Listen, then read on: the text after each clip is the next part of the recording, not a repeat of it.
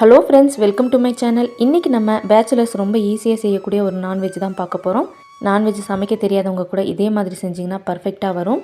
ஒரு தடவை இந்த கிரேவி செஞ்சு சாப்பிட்டு பாருங்கள். நீங்கள் எப்போ சிக்கன் வாங்கினாலும் இந்த கிரேவி தான் செய்வீங்க. அந்த அளவுக்கு டேஸ்ட்டு சூப்பராக இருக்கும். இந்த கிரேவியை சாதம், இட்லி, தோசை, சப்பாத்தி, நான், பரோட்டா, பிரியாணி, புலாவ் எது கூட வேணாலும் நம்ம சாப்பிடலாம். ரொம்பவே அட்டகாசமாக இருக்கும். பேச்சுலராக இருக்கிறவங்க டக்குன்னு ஒரு நான்வெஜ் செய்யணுன்னா இதை கண்டிப்பாக ட்ரை பண்ணி பாருங்கள். உங்களுக்கு ரொம்பவே பிடிக்கும். இப்போ நம்ம ரொம்ப ஈஸியாக பேச்சுலர் சிக்கன் கிரேவி எப்படி செய்கிறதுன்னு பார்க்கலாமா? வாங்க.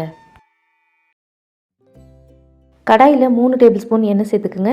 நீங்கள் நார்மலாக சேர்த்துற எண்ணெய்க்கு பதிலாக தேங்காய் எண்ணெய் கூட சேர்த்துக்கலாம். எண்ணெய் நல்லா சூடானதுக்கப்புறமா அடுப்பு லோ ஃப்ளேமில் வச்சுட்டு 4 வரமிளகா சேர்த்துக்குங்க. இது கூட 1 டேபிள் ஸ்பூன் ஜீரகம் சேர்த்துக்குங்க. 1/4 டீஸ்பூன் சோம்பு சேர்த்துக்குங்க. 2 கொத்து கருவேப்பிலை சேர்த்துட்டு நல்லா ஃப்ரை பண்ணி விடுங்க. வரமிளகாயில் இருக்கிற அந்த ஃப்ளேவரெல்லாம் அந்த எண்ணெயில் நல்லா இறங்கணும். லைட்டாக கலர் சேஞ்ச் ஆகிற வரைக்கும் வறுத்து விடுங்க. இப்போ அடுப்பு ஹை ஃப்ளேமில் வச்சுட்டு 3 பெரிய வெங்காயம் கட் பண்ணி சேர்த்துக்குங்க. பெரிய வெங்காயம் நல்லா மெலிசாக கட் பண்ணிக்கோங்க. அப்போ தான் சீக்கிரமாக வதங்கி வரும். வெங்காயம் ஓரளவுக்கு வதங்கினதுக்கப்புறமா 1 டீஸ்பூன் கல்லுப்பு சேர்த்துட்டு நல்லா வதக்கி விடுங்க. இந்த வெங்காயம் நமக்கு நல்லா கோல்டன் ப்ரௌன் வரணும். அப்போ தான் நமக்கு கிரேவியும் நல்லா திக்காக கிடைக்கும். இந்த அளவுக்கு நல்லா வதக்கிடுங்க. இப்போ இதில் நம்ம தேவையான பொருளெல்லாம் சேர்த்துடலாம். மீடியம் சைஸில் 3 தக்காளி கட் பண்ணி சேர்த்துக்குங்க. 1 கிலோ சிக்கனுக்கான அளவு தான் நான் இப்போ சொல்லிகிட்ருக்கேன். நீங்கள் அரை கிலோவில் செய்கிறீங்கன்னா நம்ம எடுத்த எல்லா பொருளையும் பாதியாக எடுத்துக்கோங்க, கரெக்டாக இருக்கும். இப்போ நம்ம மசாலாலாம் சேர்த்துடலாம். காஷ்மீர் மிளகாய் தூள் இருந்தால் 1.5 டேபிள் ஸ்பூன் சேர்த்துக்குங்க. அப்படி இல்லைனா நார்மல் மிளகாய் தூள் 1 டேபிள் ஸ்பூன் சேர்த்துக்குங்க, கரெக்டாக இருக்கும். இது கூட 2 டேபிள் ஸ்பூன் மல்லித்தூள் சேர்த்துக்குங்க. அரை டீஸ்பூன் மஞ்சத்தூள் சேர்த்துக்குங்க. 1 டேபிள் ஸ்பூன் மிளகுத்தூள் சேர்த்துக்குங்க. அரை டேபிள் ஸ்பூன் கரம் மசாலா சேர்த்துக்குங்க. கரம் மசாலாவுக்கு பதிலாக நீங்கள் சிக்கன் மசாலா கூட சேர்த்துக்கலாம். இது கூட இஞ்சி பூண்டு பேஸ்ட் 2 டேபிள் ஸ்பூன் சேர்த்துட்டு நல்லா கலந்து விடுங்க. இதை வதக்கணும்னு அவசியம் இல்லை. நம்ம சேர்த்திருக்கிற மசாலா, தக்காளி எல்லாம் நல்லா மிக்ஸ் ஆனால் போதும். இந்த மாதிரி நல்லா மிக்ஸ் பண்ணதுக்கப்புறமா இதில் நம்ம சிக்கன் சேர்த்துக்கலாம். நான் இதில் 1 கிலோ சிக்கன் சேர்த்துக்கிறேன். நீங்கள் எவ்வளோ சிக்கன் எடுத்துருக்கீங்களோ அதை சேர்த்துக்குங்க. சிக்கன் சேர்த்ததுக்கப்புறமா இதை நல்லா கிளறி விடுங்க. நம்ம சேர்த்திருக்கிற மசாலா சிக்கனோட நல்லா மிக்ஸ் ஆகணும். நல்லா கலந்ததுக்கப்புறமா அரை டம்ளர் தண்ணி மட்டும் சேர்த்துக்குங்க. சிக்கன்லேருந்து வர தண்ணியிலேயே சிக்கன் நல்லா சாஃப்டாக வெந்துடும். அளவுக்கு அதிகமாக தண்ணி சேர்த்தும் போது உப்பு காரம் பிடிக்காமல் சரியாக வேகாமல் சாப்பிட்றதுக்கும் நல்லா இருக்காது. சிக்கன் நல்லா வெந்ததுக்கப்புறமா கூட நமக்கு தேவையான அளவுக்கு தண்ணி சேர்த்துக்கலாம். சிக்கனில் நம்ம உப்பு சேர்க்கலை. ஏற்கனவே வெங்காயம் வதக்கும் போது உப்பு சேர்த்து வதக்கியிருந்தோம்.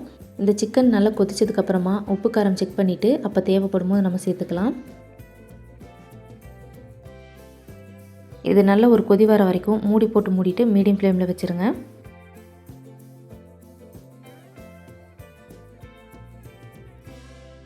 இந்த மாதிரி நல்ல ஒரு கொதி வந்ததுக்கப்புறமா நல்லா கிளறி விட்டு உப்பு காரம் செக் பண்ணிக்கோங்க. தேவைப்பட்ட இந்த டைமில் நம்ம சேர்த்துக்கலாம்.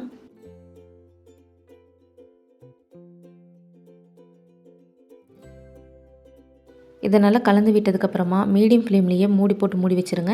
சிக்கன் நல்லா வெந்து அதுலேருந்து எண்ணெய் பிரிஞ்சு வர வரைக்கும் இடையில கிளறி விட்டு அடிப்பிடிக்காமல் நல்லா வேக விடுங்க. நம்ம வெறும் அரை டம்ளர் தண்ணி தான் சேர்த்துருந்தோம். இப்போ பாருங்கள் எவ்வளோ கிரேவியாக இருக்குன்னு. சிக்கன் 15லேருந்து 20 நிமிஷத்தில் நல்லாவே வெந்துடும்.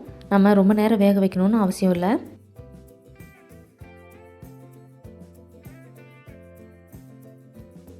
உங்களுக்கு தேங்காய் எண்ணெயோட ஃப்ளேவர் பிடிக்கும்னா இதில் 3 டேபிள் ஸ்பூன் தேங்காய் எண்ணெயை இப்போ சேர்த்துக்குங்க. இது கட்டாயமாக சேர்த்தணும்னு அவசியம் இல்லை, பிடிச்சா மட்டும் சேர்த்துக்குங்க. தேங்காய் எண்ணெய் சேர்த்ததுக்கப்புறமா நல்லா கலந்துட்டு 1 நிமிஷம் மூடி போட்டு கொதிக்க விடுங்க. இப்போ நமக்கு 1 நிமிஷம் ஆயிருக்கு. கிரேவி பாருங்கள் நல்லா வெந்து எண்ணெய் பிரிஞ்சு வந்திருக்கு. நல்லா திக்காகவும் இருக்குது. இந்த அளவுக்கு கிரேவியாக இருந்தால் தான் நல்லாயிருக்கும். இதை நீங்கள் ஃபுல்லாக ட்ரை கூட பண்ணிக்கலாம். நான் இன்றைக்கி கொஞ்சம் கிரேவியாக தான் செஞ்சுருக்கேன். கடைசியாக இதில் நிறைய கொத்தமல்லி இலையை கட் பண்ணி சேர்த்துக்குங்க. நம்ம சேனலில் ஈஸியாக செய்கிற மாதிரியான சிக்கன் ரெசிபி நிறைய போட்டிருக்கேன். தேவைப்பட்ட ப்ளேலிஸ்ட்டில் போய்ட்டு பாருங்கள். ஸ்டவ் ஆஃப் பண்ணிவிட்டு நல்லா கிளறி விடுங்க. அவ்வளோதான், இப்போ நமக்கு சிக்கன் கிரேவி ரெடி ஆயிடுச்சு. இந்த சிக்கன் கிரேவி கண்டிப்பாக பேச்சுலர்ஸ்க்கு ரொம்பவே பிடிக்கும். இதை பேச்சுலர்ஸ் மட்டும் இல்லாமல் பிகினர்ஸ் கூட செய்யலாம். ரொம்ப பர்ஃபெக்டாக வரும். இந்த கிரேவியை சாதம், சப்பாத்தி, நான், பரோட்டா, இட்லி, தோசை, புலாவ், பிரியாணி எது கூட வேணாலும் நம்ம சாப்பிடலாம். சூப்பராக இருக்கும்.